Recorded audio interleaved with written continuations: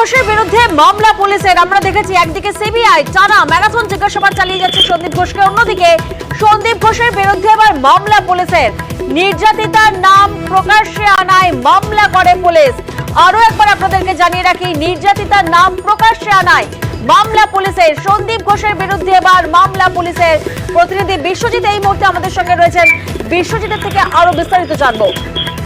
দেখো, আজকে লালবাজার সূত্রে এই তথ্য জানা গেছে যে ইতিমধ্যেই সন্দীপ ঘোষের বিরুদ্ধে যিনি প্রাক্তন অধ্যক্ষ জি কর হাসপাতালের, এবং যখন ঘটনাটি ঘটে সেই দিন সংবাদ মাধ্যমের কাছে প্রকাশ্যে প্রথম যখন তিনি সাক্ষাৎকার দেন, সেই সময় তিনি বেশ কয়েকবার এই নামটি সামনে এনেছেন এবং প্রকাশ্যে এইভাবে নির্যাতিতার নাম সামনে আসায় উষ্মা প্রকাশ করেছে। এর আগেই এনসিডব্লিউ যারা প্রতিনিধি যিনি এসেছিলেন জি কর এর ঘটনার স্থল পরিদর্শন করতে, এবং তিনি হাসপাতাল কর্তৃপক্ষের সঙ্গেও কথা বলেন, সেখানেও তিনি যথেষ্ট উষ্মা প্রকাশ করেন। এভাবে কর্তৃপক্ষের যিনি সর্বোচ্চ পর্যায়ে ছিলেন সেখানে তিনি কিভাবে প্রকাশ্যে এই নাম প্রথমবার আনেন এবং বার কয়েক তিনি এই নাম করেছেন বলে এনসিডব্লিউ তাকে এই বিষয়ে উষ্মা প্রকাশ করে।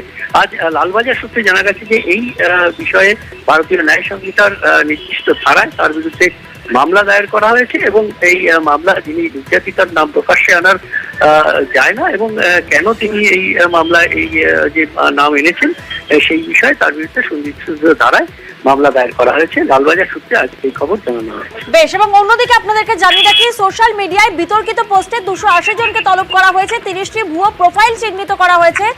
বাংলাদেশ পাকিস্তানেরও প্রোফাইল থেকেও পোস্ট হয়েছে। ভিন রাজ্যের একাধিক প্রোফাইল চিহ্নিত পুলিশের। ভাঙচুরের ঘটনায় 60 জনকে জিজ্ঞাসাবাদ পুলিশের।